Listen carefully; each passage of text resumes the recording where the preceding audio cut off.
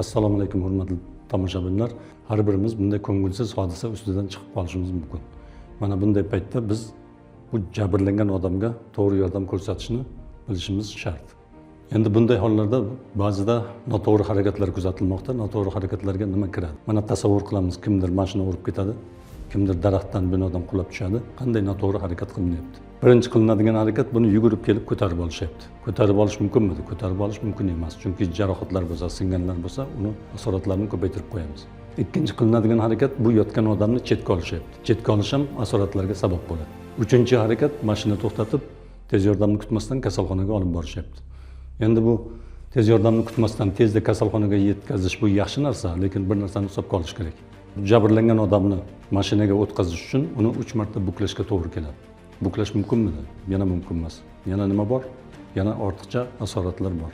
Mana shunday xatoliklarga yo'l qo'ymaslik uchun biz to'g'ri harakatlanish qoidalarini bilishimiz kerak. Bunday qoidalarimiz nimadan iborat? Mana masalan biz ko'chada yuribmiz, ko'chaga chiqdik, ko'chada kimdir yotibdi. U mana shunday holda yotibdi. Uzoqdan ko'rib turibmiz, uzoqdan aniqladik. Nima bo'lgan bu odamga? Bu odamning oyog'i singan. Faqat jarohat yo'q yoki kichik, ko'p miqdorda qon ketmayapti. Endi buni tepasiga kelamiz. Ishni nimadan boshlashimiz kerak? Bunday paytda biz oyoq bilan shug'ullanmaymiz. Bizni bitta narsa qiziqtirish kerak. Bu odam tirikmi, yo'qmi? Tirikmi yoki yo'qligini bilish uchun nima qilishimiz kerak? Nafas mavjud yoki yo'qligini olishimiz kerak. Tomir urishi yoki yo'qligini aniqlashimiz kerak. Ikkinchi qiladigan ishim bir vaqtning o'zida nima bo'ladi? Tomir urishini aniqlayman. Tomir urishi bo'yinda aniqlanadi. Buni ko'p kinolarda, boshqa joylarda kuzatganmiz. 2 barmoq yordamida bo'yin sohasida aniqlanadi. Endi bundan qanday xulosa qilinadi? Nafas bor yoki yo'q? Yurak urishi bor yoki yo'q? Agar nafasi bor, yurak urishi bor bo'lsa, bizning harakatimiz boshqacha bo'ladi. Agar nafas bo'lmasa, yurak urish bo'lmasa, harakatimiz boshqacha bo'ladi.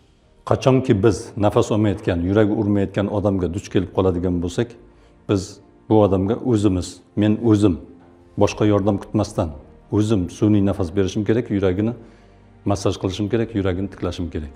Bu uchun nima qilinadi? Birinchi navbatda og'zi tekshiriladi. Og'zida hech narsa yo'qmi? Bironta yot jism bo'lishi mumkin. Loy qum bo'lishi mumkin. Bunday narsa bo'ladigan bo'lsa tozalanadi. Ikkinchi qiladigan ishim nafas yo'li to'g'rilanadi.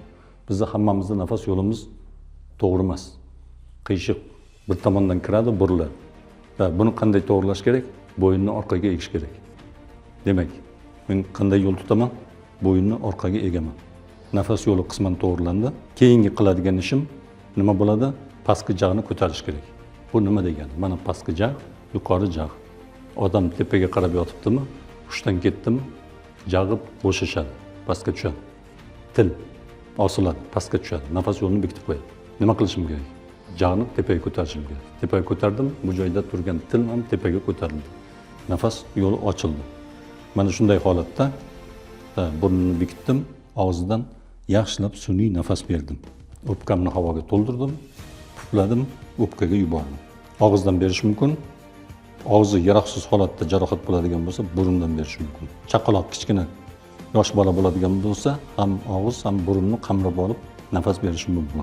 2 marta nafas beraman, yuragini tiklash ishlarini boshlayman. Bu uchun nima qilaman? Yuragini massaj qilaman.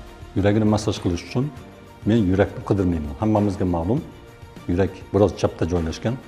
Agar men yurakni qidirsam, yurakni topsam, buni markazidan, ustidan bosaman desam, mana bu bosadigan joyimda qovurg'a turibdi. Agar bossam qovurg'a sinadi, yana bossam sanchiladi, yana bossam sanchiladi. Mumkin emas. Demak, kelishib olamiz. Yuragi to'xtagan odamning yuragini massaj qilish uchun yurakni qidirmaymiz. Nimani qidiramiz? To'sh suyagini. To'sh suyagini boshlanish joyi bor, tugash joyi bor.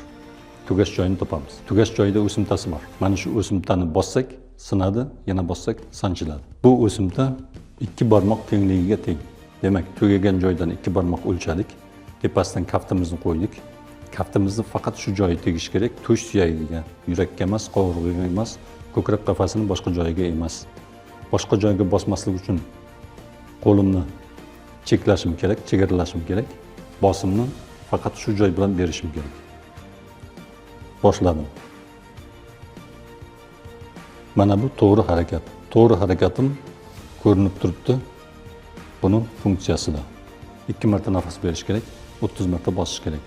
2 marta nafas, 30 marta bosdim. Bu qachonki bir o'zim ishlayapman.